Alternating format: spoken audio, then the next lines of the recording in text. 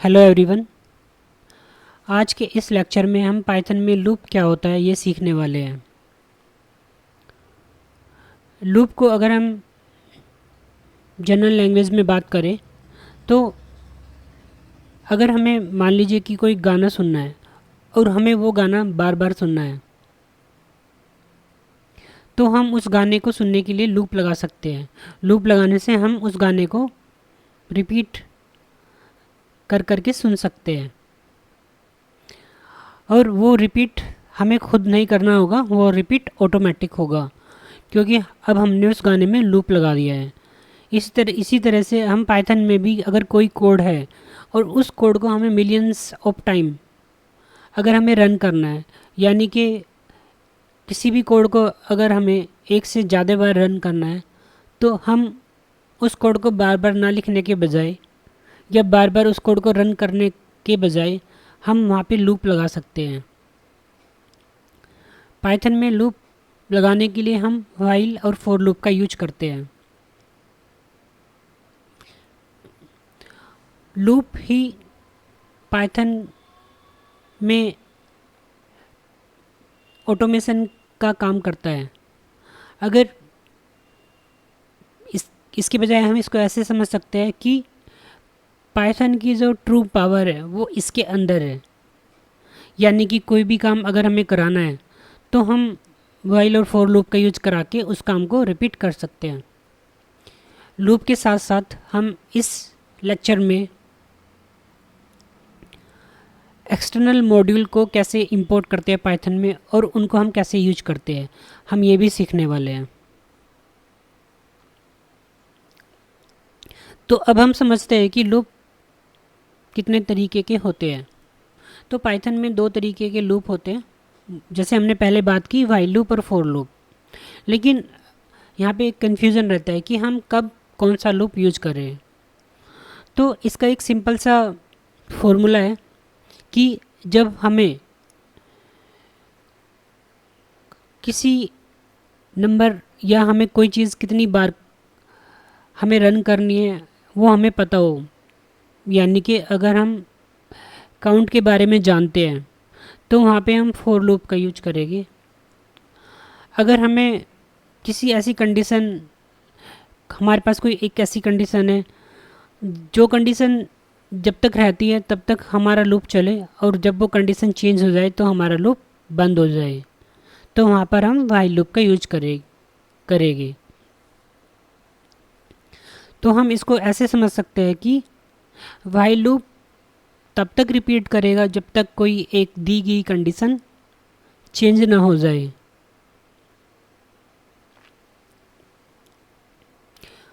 अगर हम while loop को वीडियो गेम के थ्रू समझें तो मान लीजिए कि हम कोई गेम खेल रहे हैं तो गेम हमारी तब तक चलेगी जब तक हमारा कैरेक्टर वहाँ पर लाइव है या फिर हमारे कैरेक्टर के जितने भी पॉइंट है वो ख़त्म ना हो जाए, तब तक हमारा गेम प्ले होता रहेगा।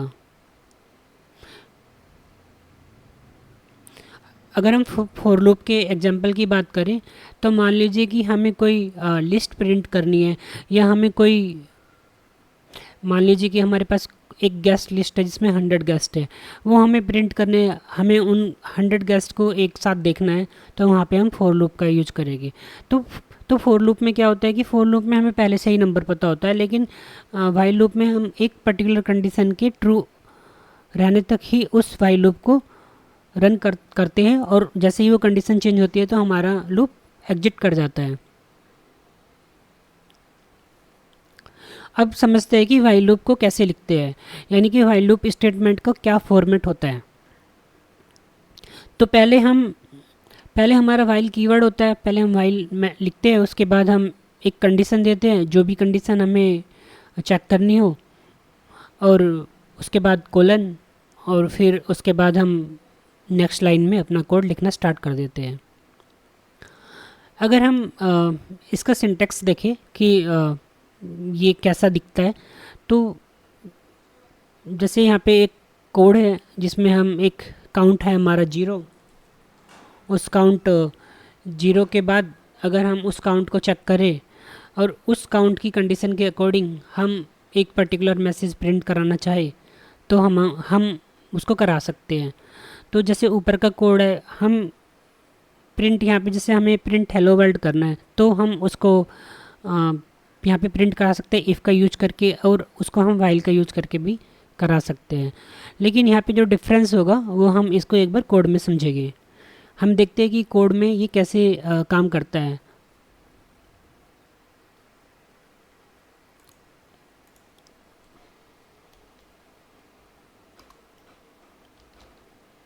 तो मान लीजिए कि हमारे पास एक पहले से ही एक काउंट है,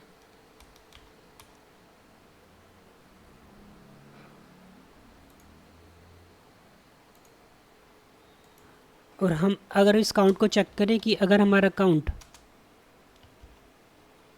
लेस देन 5 है तो हमारा एक मैसेज प्रिंट हो जाए।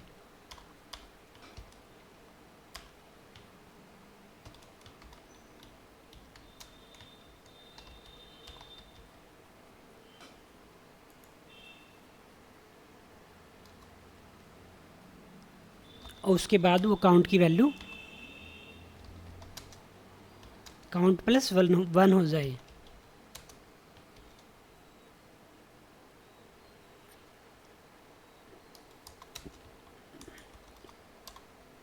एक बार इस कोड को रन करके देखते हैं।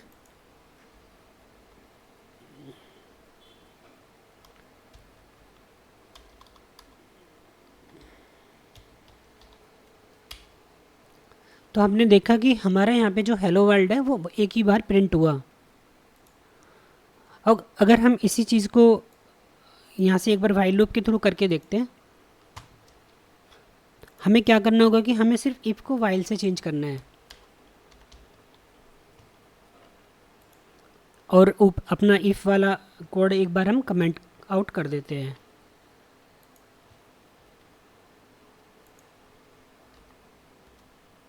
तो वाइल के थ्रू हमने देखा कि जो हमारा हेलो वर्ल्ड है वो 5 टाइम प्रिंट हुआ।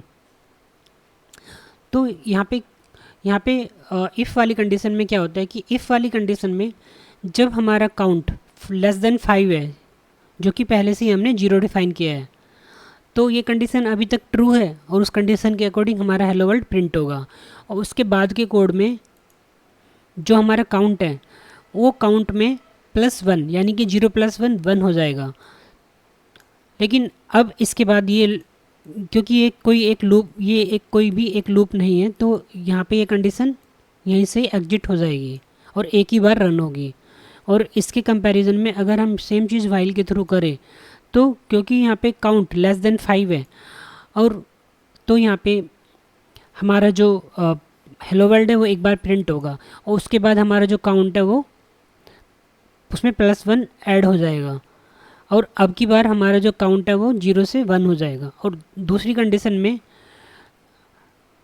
जब ये काउंट 0 से 1 होगा तब भी वाइल, यहाँ पे जो वाइल की कंडीशन है वो ट्रू ही होगी, क्योंकि अभी भी काउंट यहाँ पे 0 से 1 हुआ है तो वो 5 से लेस ही है, तो तब दोबारा से हेलो वर्ल्ड प्रिंट होगा। अगर हम इसको देखना चाहें तो हम इसको यहाँ पे ऐसे भी चेक कर सकते हैं।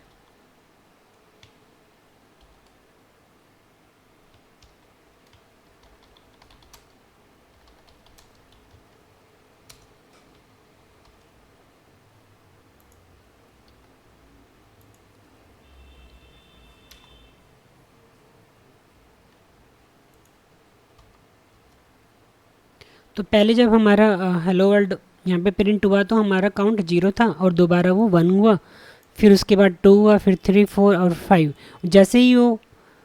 जैसे वो 4 हुआ तो हमारा ये प्रिंट हुआ, लेकिन जैसे ही वो 5 हुआ, क्योंकि इस कंडीशन के अकॉर्डिंग ये काउंट 5 लेस देन 5 होना चाहिए, तो यहाँ पे क्या है कि कंडीशन चेंज हुई। कंडीशन चेंज होने की वजह से ये लूप एग्जिट कर गया।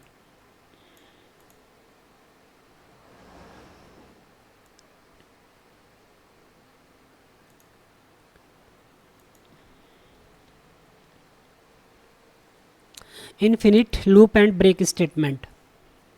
इन्फिनिट लूप क्या होता है?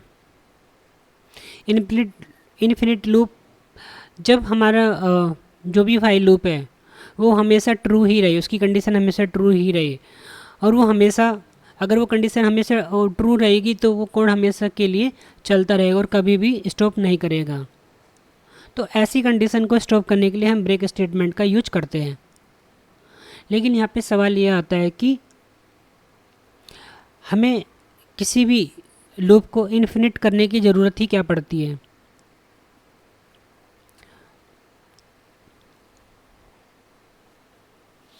तो इसको हम ऐसे समझते हैं कि मान लीजिए कि अगर हम कोई गेम खेल रहे हैं, तो क्योंकि गेम में कुछ कंडीशंस होती है, या तो हम उस गेम को लॉस कर जाए, या जो भी हमारा करेक्टर है वो वहाँ पे लाइव ना रहे, या फिर जो भी हमारे पॉइंट है स्टार्टिंग पॉइंट वो वहाँ पे कम हो जाए। तो ऐसी कंडीशन में हमें हमें एक ऐसा लूप लगाना होगा ताकि वो गेम हमेशा चलती रहे और एक स्पेसिफिक कंडीशन होने पे ही वो ब्रेक हो। तो ऐसे लूप के लिए हम इन्फिनिट लूप का यूज करते हैं, और इन्फिनिट लूप को ब्रेक करने के लिए हम एक ब्रेक कीवर्ड का यूज करते हैं।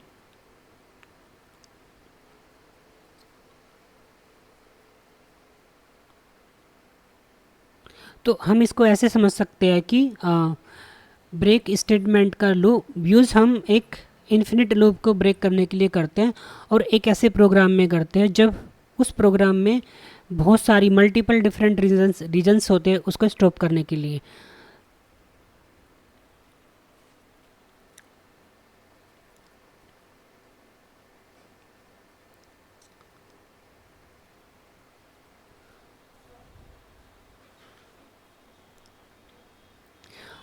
हम एक छोटा सा कोड बना के देखते हैं कि वहाँ पे ये ब्रेक स्टेटमेंट और इन्फिनिट लूप कैसे काम करता है।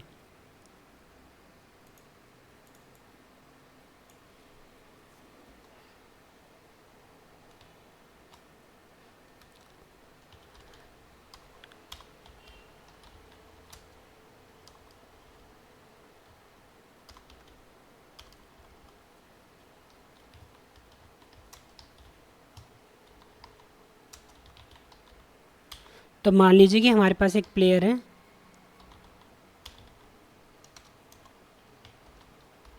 और प्लेयर की हेल्थ जो है अभी वो 3 है। तो अगर हमारी प्लेयर की हेल्थ 3 है तो हम एक व्हाइल लूप लगाते हैं।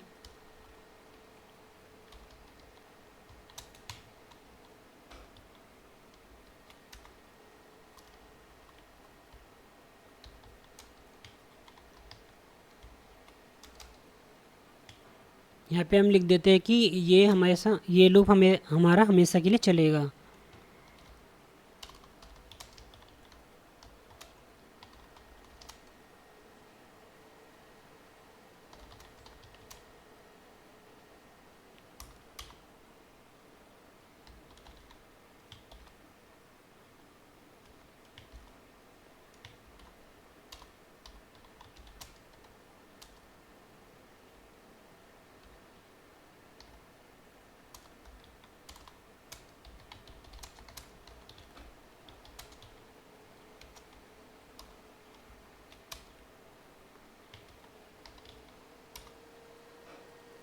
तो अब हम यहाँ पे प्रिंट करा लेते हैं कि हमारी अभी, पहले हम चेक कर लेते हैं कि हमारी प्लेयर की हेल्थ अभी क्या है। फिर हम एक कंडीशन लगाते हैं कि अगर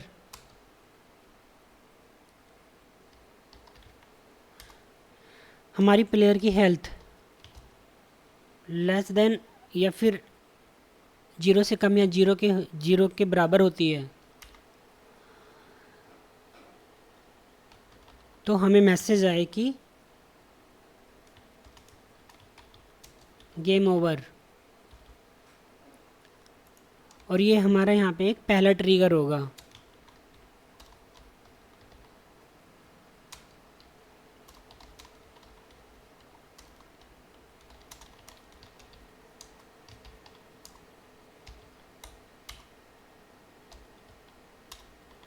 अगर हमारी प्लेयर की हेल्थ अगर 0 या 0 से कम हो जाती है तो हमारा कोड यहीं से एग्जिट कर जाए।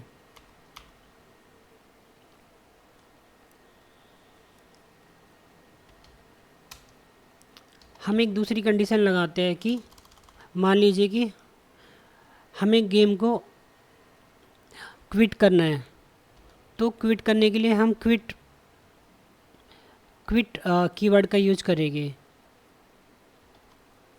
तो उसके लिए हम एक यूज़र इनपुट ले लेते हैं।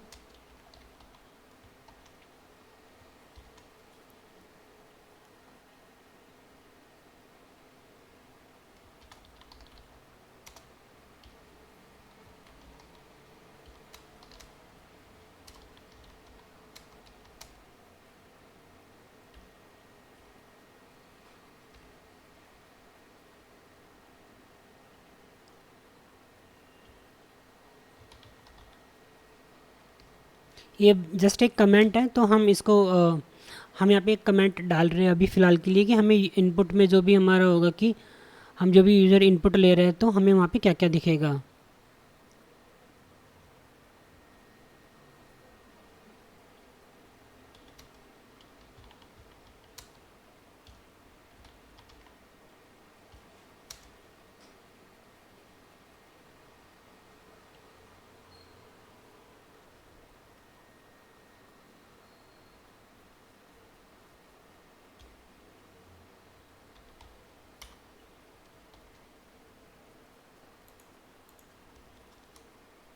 तो अब हम यहाँ पे जो भी हमारा इनपुट है उसको हम एक बार कंपेयर कर लेते हैं। मान लीजिए कि अगर हमारे यूज़र ने क्विट टाइप किया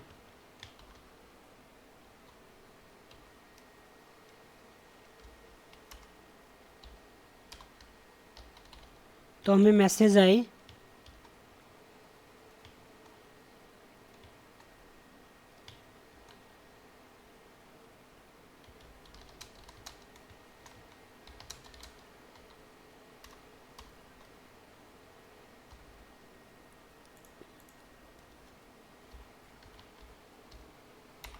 और हमारा कोड वहीं पे ब्रेक कर जाए। या फिर हम मान लेते हैं कि अगर कोई एक ऐसी कंडीशन आती है जिसमें हमें डैमेज हो, हमारे करेक्टर पे डैमेज हो,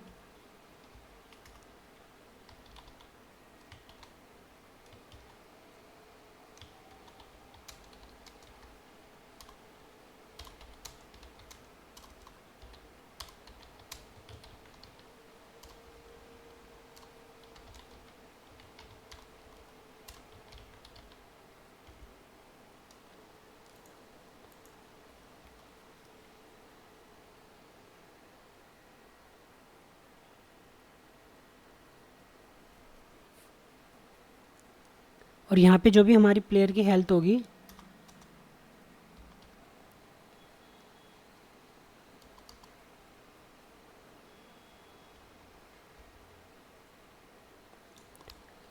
वन माइनस हो जाए।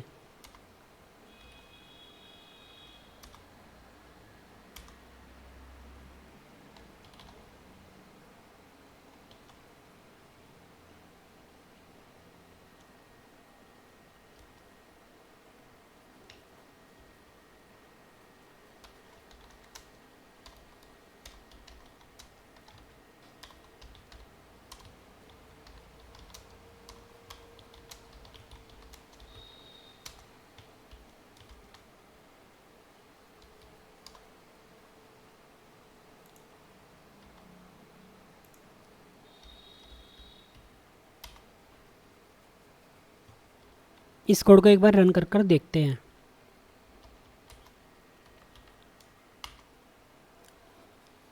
तो अभी हमारी करंट हेल्थ ऑफ प्लेयर अभी 3 है। तो यहाँ पे अगर हमें ये जो भी हमें प्रिंट आके होके आया है, यहाँ पे ये पूछ रहा है कि हमें क्या करना है। यहाँ पे मान लीजिए कि अभी हमें गेम कंटिन्यू करनी है, तो हमारी जैसे हम एंटर करेंगे, मान लीजिए कि हमें नेक्स्ट फेज़ में जाना है तो हम एंटर करेंगे, और एंटर करने के बाद हमारी जो प्लेयर हेल्थ होगी वो अभी भी 3 है। तो हम एंटर करते जाएंगे और हमारी गेम चलती रहेगी, क्योंकि हमने यहाँ पे एक इन्फिनिट लूप लगाया है स्टार्टिंग में, और हमारी कंडीशन यहाँ पे हमेशा ट्रू रहेगी। अब मान लीजिए कि हमें एक बीच में एक डैमेज होता है, तो डैमेज होने पे हमें ये लिख के आएगा कि हमें एक डैमेज मिला, oops we go you got the damage, और हमारी जो प्लेयर हेल्थ है वो 3 से माइनस होके 3 से लेस होके 2 हो गई। और मान लीजिए कि हमें एक बार फिर से डैमेज मिलता है, तो अब हमारी प्लेयर हेल्थ 1 हो जाती है। अगर अभी भी हम कंटिन्यू करते रहते तो हमारी गेम चलती रहती है, और अगर हमें एक बार फिर से डैमेज मिलता है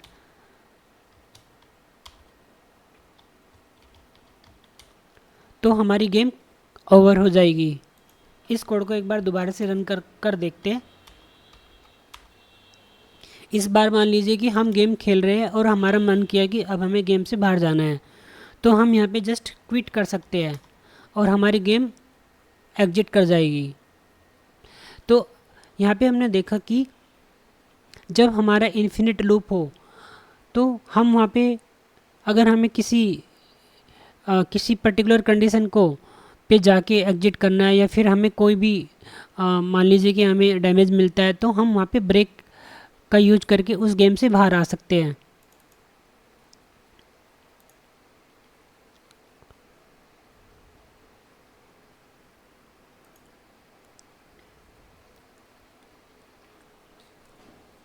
वाइल लूप को हम ऐसे भी समझ सकते हैं कि जो भी हमारा वाइल लूप होता है, जो भी टॉप पे कंडीशन होती है वो उसको चेक करता है।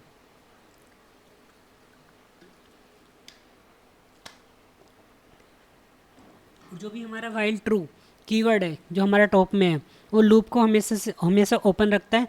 और हमारा जो ब्रेक होता है, जो भी हम ब्रेक स्टेटमेंट देते हैं, मल्टीपल एग्जिट ट्रिगर करता है। कोड के अंदर कभी भी हम उस लूप को ब्रेक कर सकते हैं।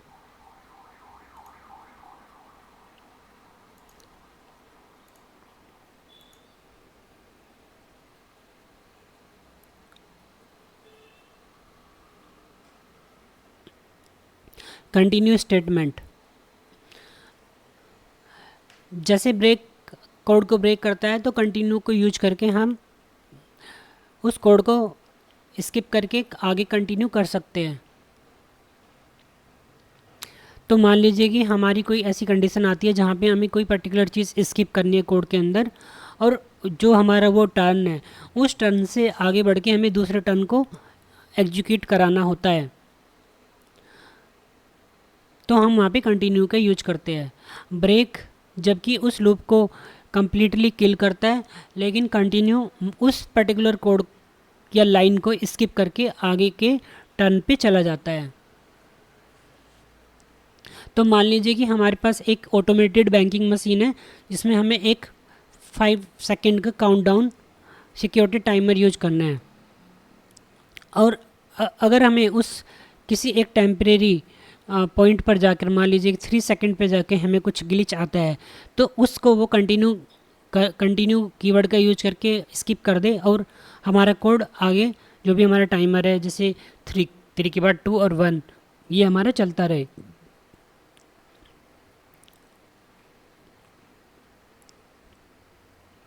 इसको एक बार हम इस काउंटडाउन काउंटर को एक बार हम कोड में समझते हैं।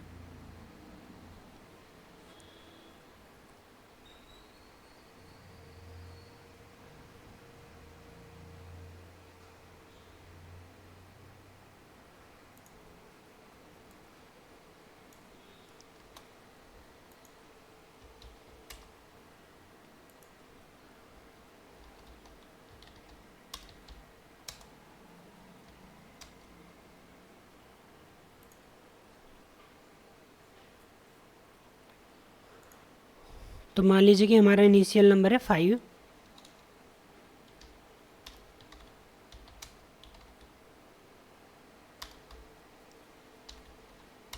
तो हमने यहाँ पे डिफाइन किया कि जब हमारा काउंटडाउन 0 से ज़्यादा है, क्योंकि अभी वो हमारा काउंटडाउन 0 से ज़्यादा ही है।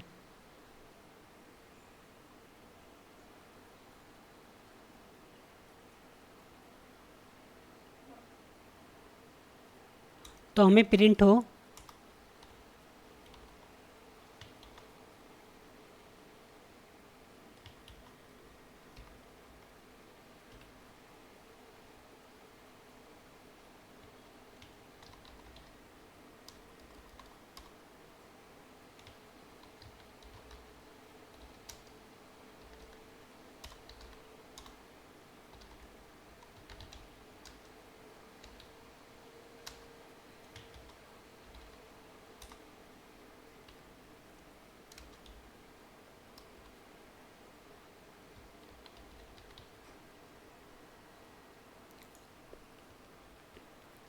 एक बार हम इसको कोड को रन कर देखते हैं।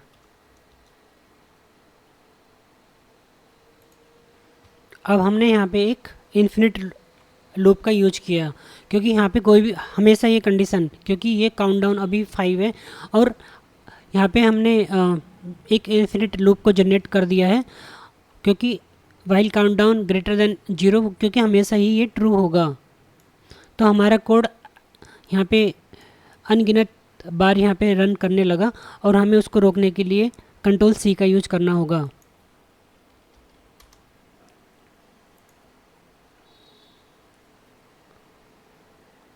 और ऐसी कंडीशन से बचने के लिए हमें पहले से ही अपने जो भी हमारा इनिशियल वैल्यू है उसको हम यहीं पे एक बार कंडीशन चेंज करने के लिए एक कोड लिख लेते हैं।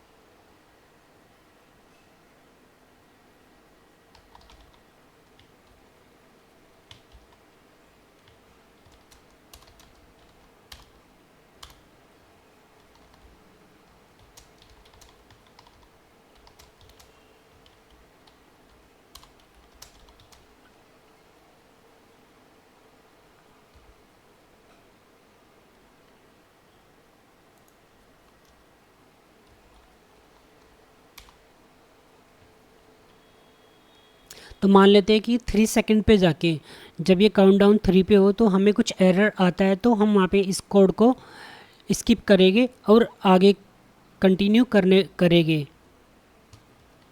कोड को एक बार दोबारा से रन कर देखते हैं।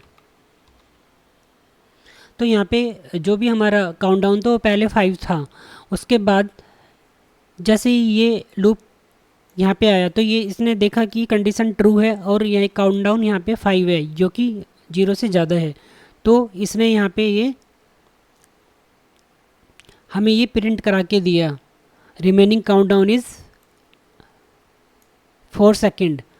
4 इसलिए आया क्योंकि हमने यहीं पे ही इस वैल्यू को, हम इसको बोलते हैं कि जो भी हमारा काउंटर होता है उस काउंटर को हम पहले से ही यहाँ पे डिफ़ाइन कर लेते हैं और उस काउंटर को अपडेट करने का एक लॉजिक लगा लेते हैं।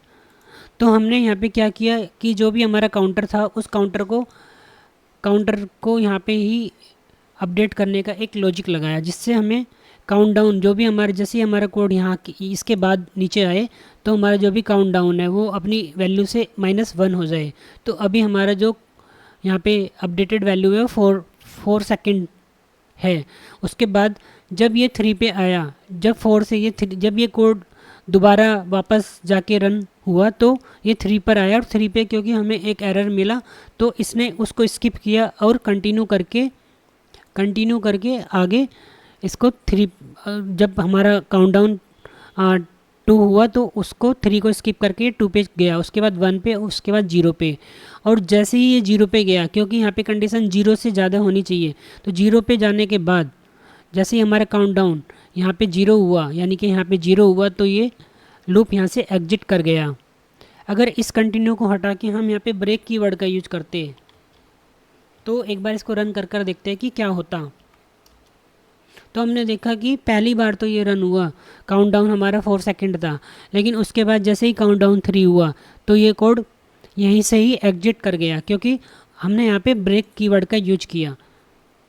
तो अगर हमें यहाँ से आगे कंटिन्यू करना है अपने कोड को तो हम कंटिन्यू कीवर्ड का यूज करेंगे।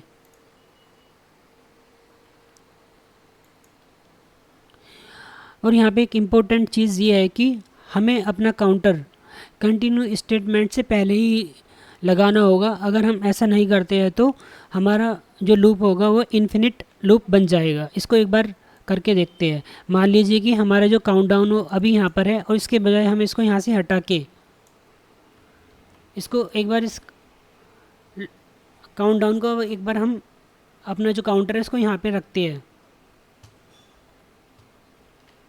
अगर हम कोड को रन करके देखें दोबारा से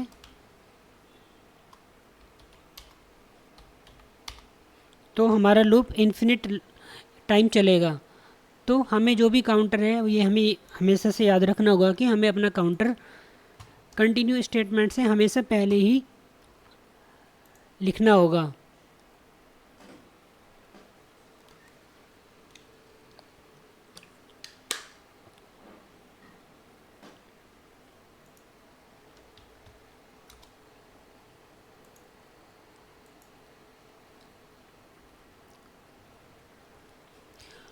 अब हम एक ऐसा कोड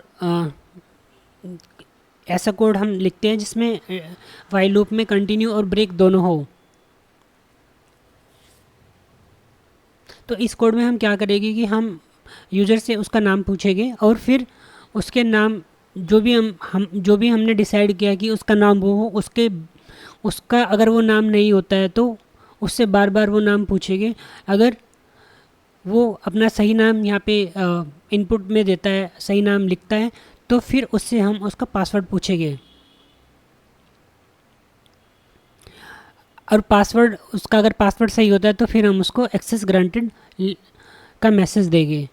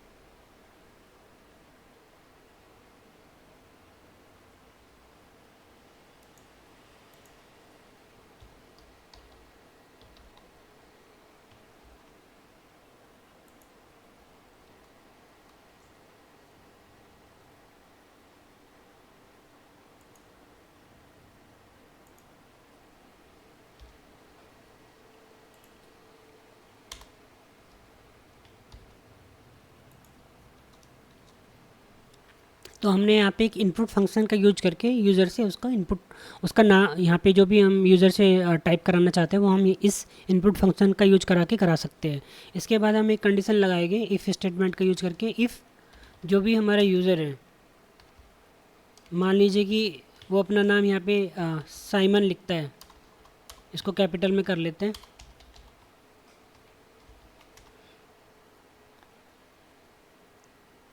तो हम यहाँ पे प्रिंट कराएंगे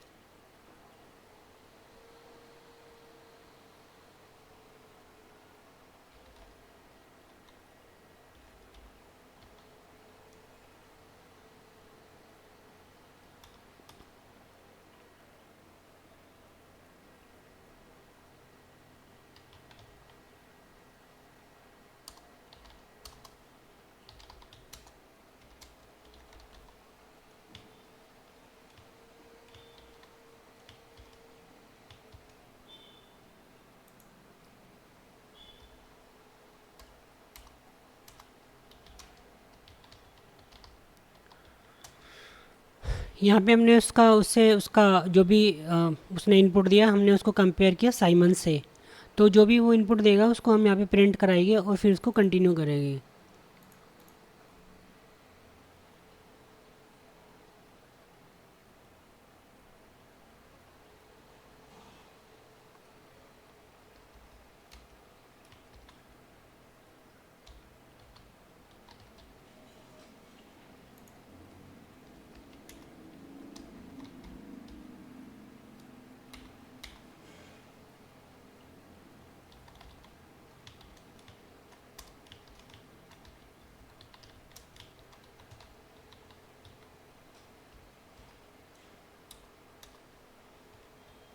इस कोड को एक बार रन कर देखते हैं।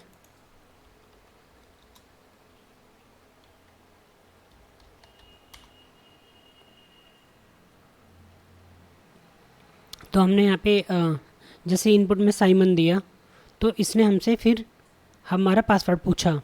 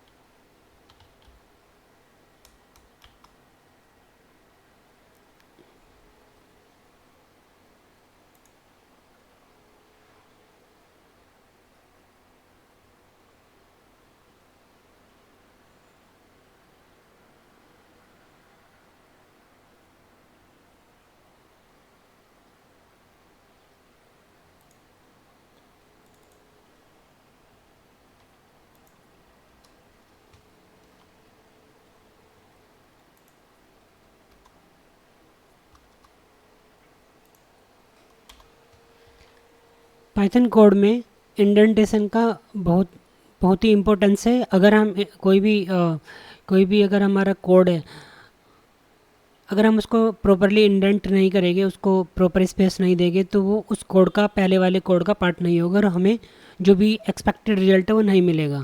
तो यहाँ पे हमने देखा कि अगर हमने कंटिन्यू को अगर हम पहले लिखते हैं या फिर बाद में लिखते हैं तो उसका काफ़ी कोड में काफ़ी चेंज देखने को मिलता है। एक बार इस कोड को रन कर देखते हैं, समझते हैं कि यहाँ पे इस कोड का क्या आउटपुट होगा।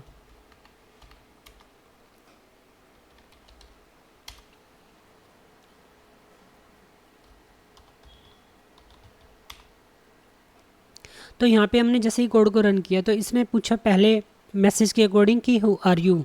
तो हमने यहाँ पे टाइप किया साइमन और इसने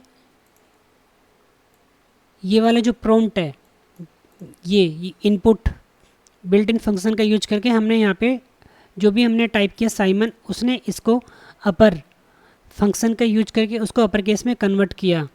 तो अपर केस में क्योंकि हमने यहाँ पे लोअर केस में टाइप किया था लेकिन इसने इसको यूज़र को अपर केस में कन्वर्ट किया।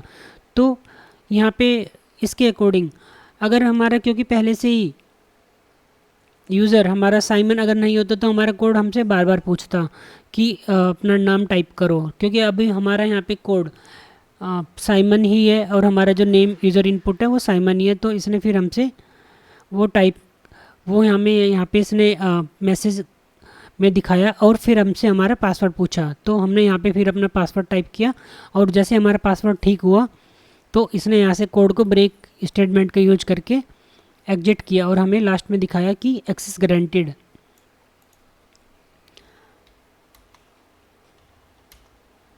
अगर हम कुछ भी गलत यूज़र देते हैं तो ये हमसे बार बार यूज़र नेम ही पूछता रहेगा।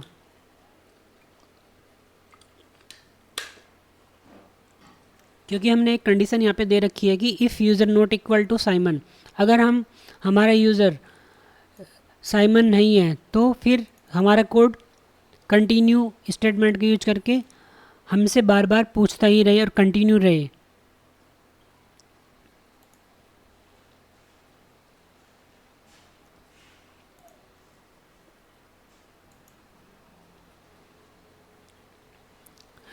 अभी तक हमने वाइल लूप के बारे में वाइल लूप के बारे में बात की और वाइल लूप को कोड में भी यूज करके देखा। तो वाइल लूप के बाद हमारा दूसरा लूप आता है फॉर लूप। और फॉर लूप और रेंज फंक्शन का यूज करके हम इसको समझते हैं कि ये कैसे काम करता है। तो फॉर लूप जो होता है वो एक रेंज फंक्शन के साथ भी हम उसका यूज करते हैं, यानी कि रेंज में हमें बताना होता है कि वो फॉर लूप कितनी बार रन हो, यानी कि वो लूप कितनी बार रन हो। इसको एक बार सीधा कोड में एक बार अगर हम इसको समझते हैं कि कोड में ये कैसा दिखता है फॉर लूप।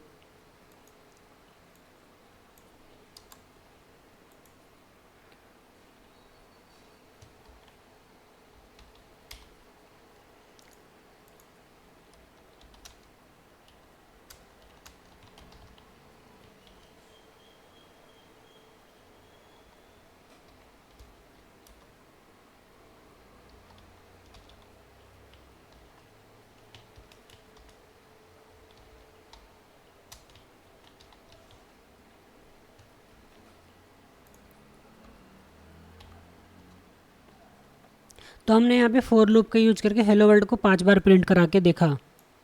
अब इस फॉर लूप का समझते हैं कि ये जो फॉर है हमारा यहाँ पे ये हमारा एक कीवर्ड है फॉर कीवर्ड। उसके बाद हमने एक वेरिएबल का यूज किया, जो हमारा वेरिएबल है आई।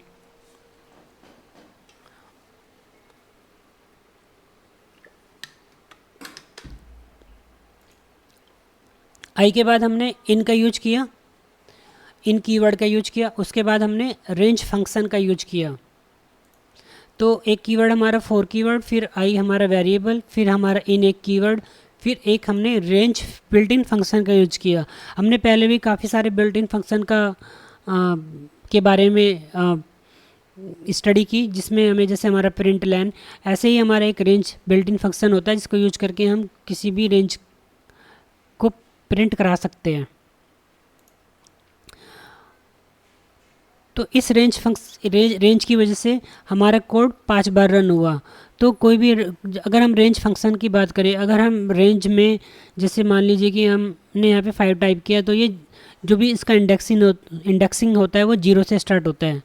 तो 0 से, और जो भी हम यहाँ पे नंबर डिफाइन करते हैं उससे एक नंबर कम ये रन होता है। इसको आगे हम अभी समझने वाले हैं कि रेंज में पूरा सिंटैक्स क्या होता है, इसकी स्टार्ट वैल्यू क्या होती है, एंड वैल्यू क्या होती है, और इसका स्टेप वैल्यू क्या होती है।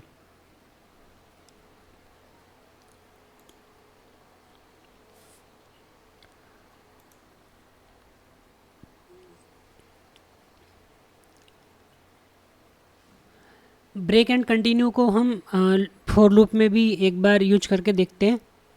मान लीजिए कि हमारे एक सिनेरियो है जिसमें एक हमारा होटल है जिसमें हमारे एक एलिवेटर है।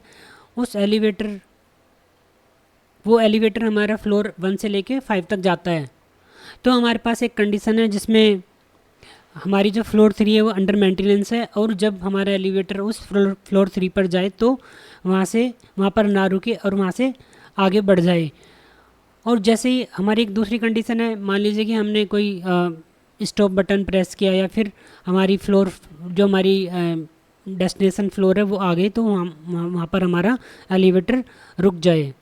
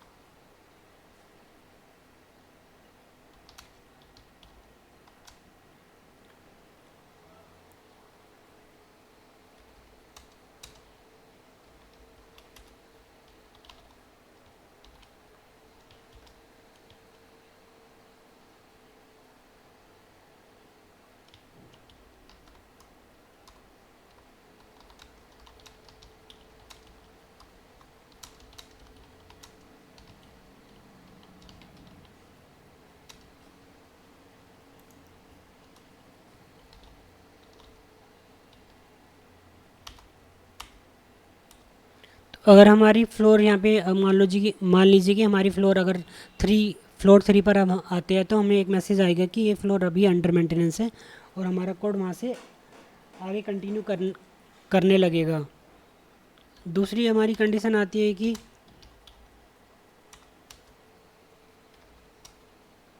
हमारी जो एलिवेटर है वो फ्लोर 5 पर पहुँच गई है, तो फिर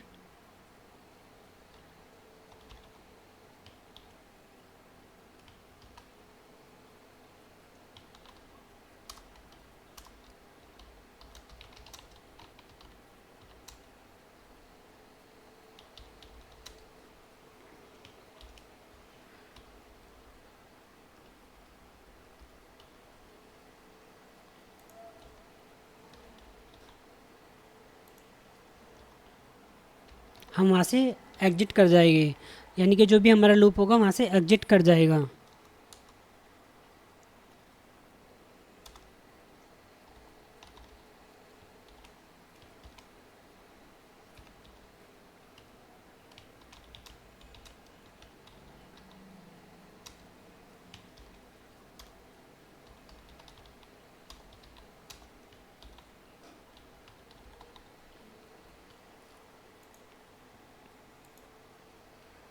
एक बार इस कोड को रन कर देखते हैं।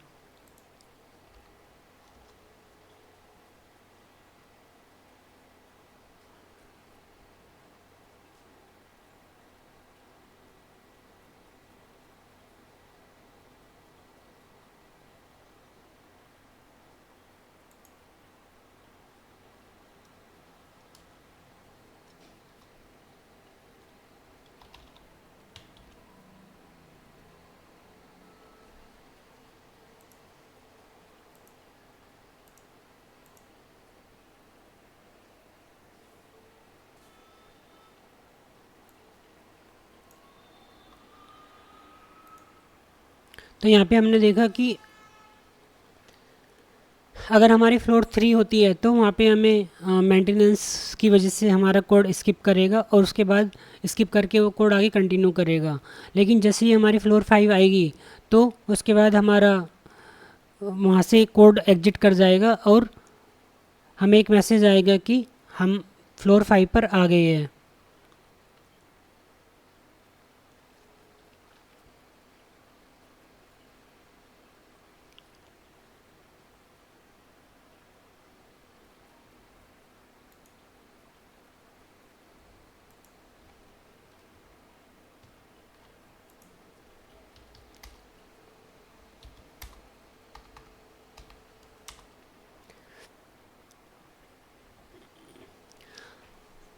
जब हमारा लूप पहले स्टार्ट होगा, वो जीरो इंडेक्स से स्टार्ट होगा, तो हमें पहले आएगा कि ये अभी हमारी फ्लोर, क्योंकि ये जो प्रिंट स्टेटमेंट है ये इस फोर के इनसाइड है।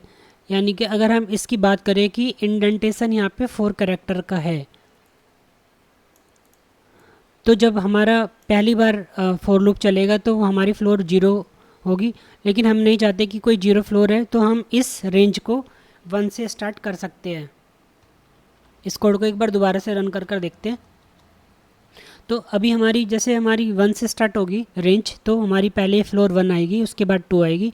लेकिन जैसे ही हमारी एलिवेटर फ्लोर 3 पर जाएगी, तो हमें वहाँ पर एक मैसेज आएगा कि this floor is under maintenance. उसके बाद वो फ्लोर 3 को पूरा ही स्किप कर जाएगा, और फिर फ्लोर 4 पर आएगा कि दिस इज़ फ्लोर नंबर 4। और जैसे ही हम फ्लोर 5 पर आएंगे, तो हमें एक मैसेज आएगा कि यू हैव रीच्ड फ्लोर 5।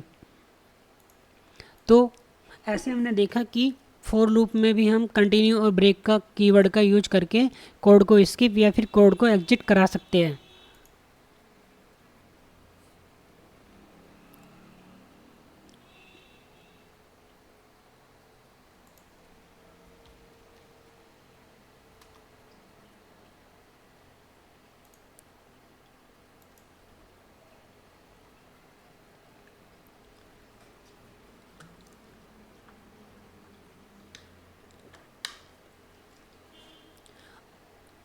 हमने अब तक रेंज फंक्शन में जो भी आर्ग्यूमेंट अभी डिफाइन किए थे, उस आर्गूमेंट को एक बार दोबारा से समझते हैं। हमने पहले रेंज में एक नंबर दिया जैसे 6, तो जो भी हम नंबर देते हैं वो एंड नंबर होता है। अगर हम सिर्फ एक नंबर देते हैं वो एक एंड नंबर होता है, और एंड नंबर से जो भी रेंज होगी वो -1 पर जाकर रुक जाएगी। अगर हमने मान लीजिए कि रेंज में सिर्फ एक सिंगल नंबर दिया है जो कि 6 है, तो सिर्फ हमारी रेंज 0 से 5 तक ही चलेगी। और रेंज जो स्टार्ट वैल्यू होती है, अगर हम कोई भी स्टार्ट वैल्यू डिफाइन नहीं करते हैं तो वो 0 से स्टार्ट होगी, यानी कि इंडेक्सिंग 0 होगी। अगर हम उसके बजाय 2 नंबर पास करते हैं तो पहला नंबर स्टार्ट नंबर होगा और दूसरा नंबर स्टॉप नंबर होगा। यहाँ पर अगर हम देखें कि जो हमारा हमने यहाँ पे 2 नंबर डिफाइन किया है, तो हमारा जो पहला है वो स्टार्ट नंबर है और जो हमारा दूसरा नंबर है वो स्टॉप नंबर है।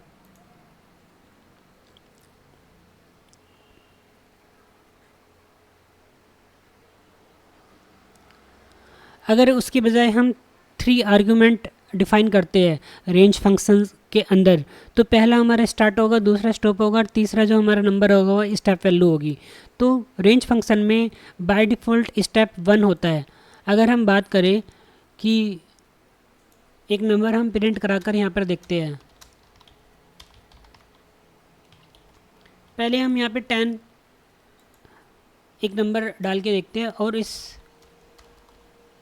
इस लूप को एक बार 10 टाइम चलाकर देखते हैं।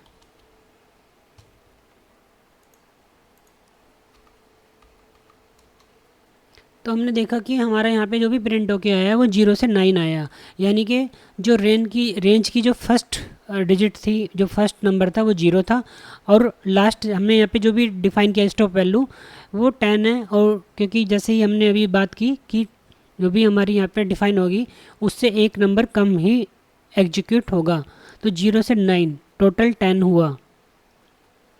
अगर हम यहाँ पे 2 आर्ग्यूमेंट पास करते हैं, तो पहला अगर हमारा आर्गूमेंट 1 है और दूसरा आर्गूमेंट हमारा 10 है, तो हम देखते हैं कि हमें कितने नंबर यहाँ पे दिखते हैं। तो हमारा 1 से स्टार्ट होकर 9 तक जाएगा। और अभी हमने देखा कि जो भी हमारी स्टेप वैल्यू है 1 के बाद 2, 2 के बाद 3, तो हमारा जो भी डिफरेंस है एक वैल्यू से दूसरी वैल्यू का 1 का है। तो अगर हम इस डिफरेंस को चेंज करना चाहें तो उसको हम स्टेप नंबर से भी चेंज कर सकते हैं। तो बाय डिफ़ॉल्ट हमारा स्टेप नंबर 1 होता है, तो हम स्टेप को 1 से 2 में भी कर सकते हैं। तो अगर हम यहाँ पे 2 लिखते हैं तो हमारा पहला जो हमारा वैल्यू होगा वो स्टार्ट होगा, सेकंड वैल्यू हमारी स्टॉप होगी और थर्ड वैल्यू हमारी स्टेप वैल्यू होगी। तो अगर इस कोड को हम एक बार रन कर देखें तो हमारा पहला यहाँ पे 1 टाइप हुआ, उसके बाद 2 स्किप करके 3, देन 2 स्किप करके 5, देन 2 स्किप करके 7।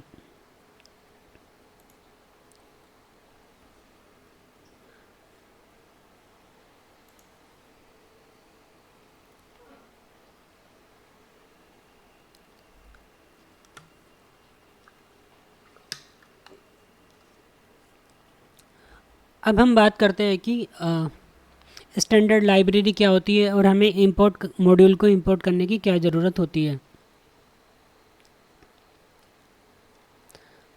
हमने पिछले अपने लेक्चर में कुछ बिल्ट इन फंक्शंस के बारे में बात की थी, जैसे print input. Built in functions का यूज करके हम कुछ प्रिंट करा सकते हैं, इनपुट फंक्शन का यूज करके हम यूज़र से इनपुट ले सकते हैं। लेकिन यही कुछ बिल्ट इन फंक्शंस के अलावा हमारे पास काफ़ी सारी स्टैंडर्ड लाइब्रेरी होती है। लाइब्रेरी यानी कि एक जिसको हम मॉड्यूल भी बोलते हैं, एक ऐसा पैकेज होता है जिसमें हम एक ग्रुप ऑफ रिलेटेड फंक्शंस होते हैं हमारे, यानी कि अगर वो कोड किसी ने बनाया है तो अगर वो मॉड्यूल मैथ के लिए है तो वो मैथ से जो भी रिलेटेड टास्क होगी वो करने में कैपेबल होगा। और अगर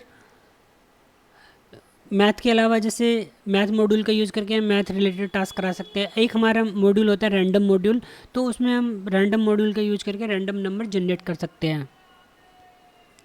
तो एक बार देख लेते हैं कि अगर हमें ये मॉड्यूल यूज करने हैं तो पाइथन में कैसे यूज करेंगे।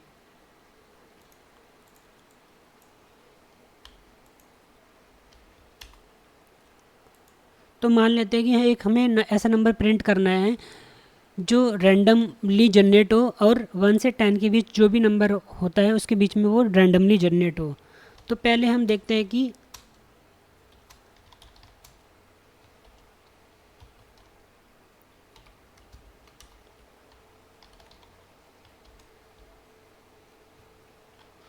अगर हम इस कोड को रन कर कर देखते हैं तो हमें 1 से लेकर 9 तक एक वैल्यू मिलती है।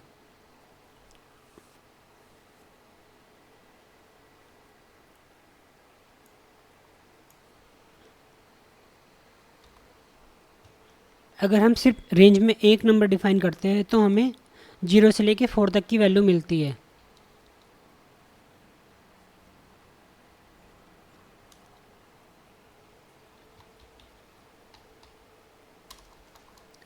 अब हम चाहते हैं कि ये जो भी नंबर है ये रैंडमली जनरेट हो।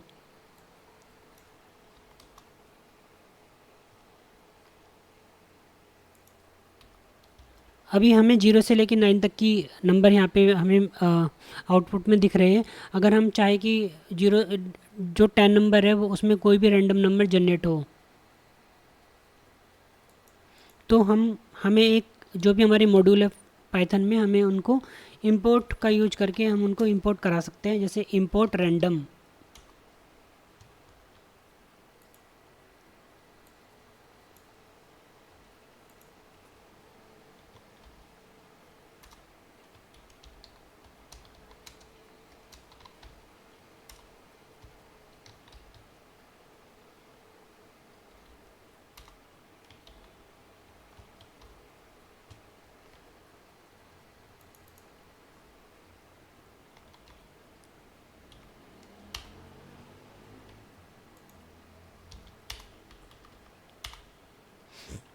तो हमने यहाँ पे देखा कि हमें यहाँ पे एक रैंडम नंबर प्रिंट कराना था, तो हमने 1 से लेकर 10 के बीच में जो भी रैंडम नंबर थे उनको 5 टाइम, यानी कि हमारा लूप सिर्फ 5 बार यहाँ पे चलेगा। तो हमने 5 बार क्योंकि यहाँ पे लूप सिर्फ 5 बार चलेगा तो हर बार में एक रैंडम 1 से 10 के बीच में जो भी एक रैंडम नंबर जनरेट होगा वो यहाँ पर डिस्प्ले में आएगा।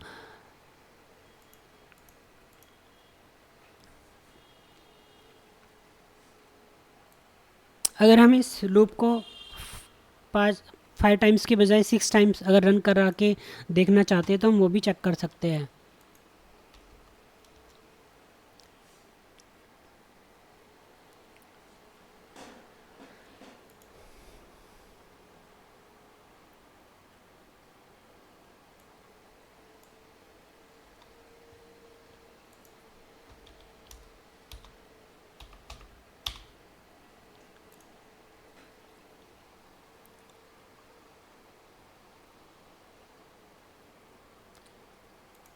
इसमें कुछ इम्पोर्टेंट चीज़ ये है कि जो हमारा ये रैंडम है ये हमारा एक रैंडम मॉड्यूल है, इसको हम मॉड्यूल बोलते हैं। और इस मॉड्यूल के अंदर रैंड इट यानी कि रैंडम इंटीजर ये एक फंक्शन है।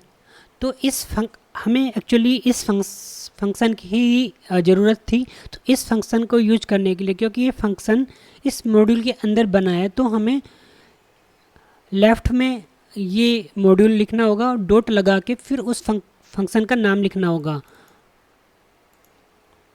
तो पहले हमें ये ध्यान रखना होगा कि जब भी हम किसी मॉड्यूल को इंपोर्ट करते हैं तो उस मॉड्यूल का कोई भी अगर हमें फंक्शन यूज़ करना है तो हमें पहले उस लेफ़्ट में उस मॉड्यूल का नाम लिखना होगा और फिर डॉट लगा के उस फंक्शन का जो भी हमारा फंक्शन है उसको कॉल करना होगा। तो इस वाले तरीक़ों को हम स्टैंडर्ड वे भी बोलते हैं। तो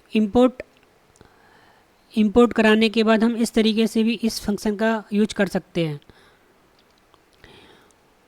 इसके अलावा हमने अगर आपने कभी पाइथन का कोड देखा है और वहाँ पे इंपोर्ट कुछ लिखा हुआ देखा है, तो इसके अलावा हम इसको ऐसे ना यूज करके दूसरे तरीके से भी यूज कर सकते हैं, जिसमें हमें फ्रॉम का यूज करना होगा। फ्रॉम रैंडम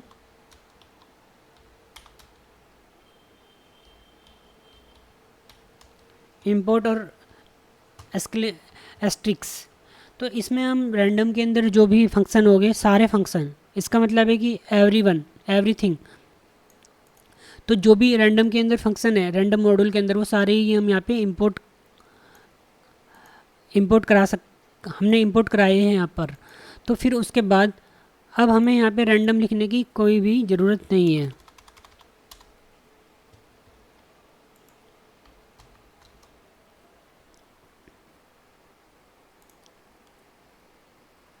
तो इसको हम शॉर्टकट तरीका भी बोलते हैं। इससे हमारे टूल के अंदर जो भी प्रोग्राम, जो भी हमारा टूल होता है उसके अंदर हमारे जो भी हमें फंक्शन यूज करना है तो डायरेक्टली हम कॉल कर सकते हैं। हालांकि शॉर्टकट तरीके से हमारा जो टाइपिंग टाइम है, यानी कि टाइपिंग टाइम है जो कि हमें बार बार रैंडम वहाँ पे लिखने की ज़रूरत थी, वो हमें नहीं लिखना होगा। लेकिन इससे हमारा जो कोड है, अगर हमारा कोड काफ़ी बड़ा कोड है तो हम जो हमारी रीडेबिलिटी है कोड की वो थोड़ी कम हो जाती है, और हम ये नहीं समझ पाते कि ये जो हमने फंक्शन यूज किया है वो कहाँ से आया है। तो ये हम पे डिपेंड करता है कि हम इस कोड को कैसे यूज करना चाहिए। या तो हमें बार बार रैंडम लिखना है कोड में, या फिर अगर हम बार बार उस मॉड्यूल का कॉल नहीं करना चाहते, कॉल मॉड्यूल को नहीं टाइप करना चाहते, तो फिर हम ऐसे भी इस शॉर्टकट तरीके से फ्रॉम रैंडम इंपोर्ट, या फिर रैंडम की बजाय कोई दूसरा मॉड्यूल है तो हम ऐसे यूज कर देख सकते हैं।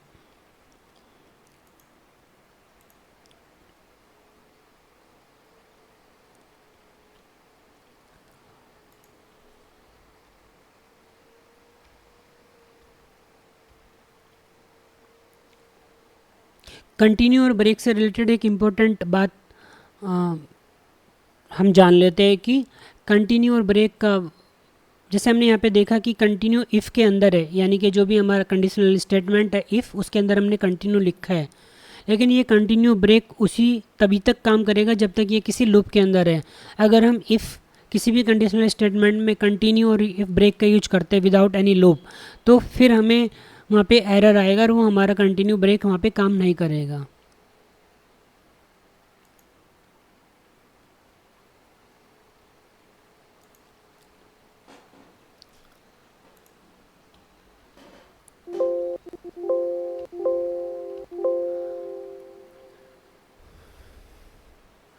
तो आज के लेक्चर में इतना ही, और आने वाले लेक्चर में हम इसके काफ़ी और भी टॉपिक जो होंगे पाइथन के वो सीखने वाले हैं। अगर इस वाले लेक्चर, इस जो भी ये लूप से रिलेटेड लेक्चर था, इसमें वाइल और फॉर लूप से रिलेटेड आपका कोई भी क्वेश्चन है तो आप यहाँ पे कमेंट कर सकते हैं।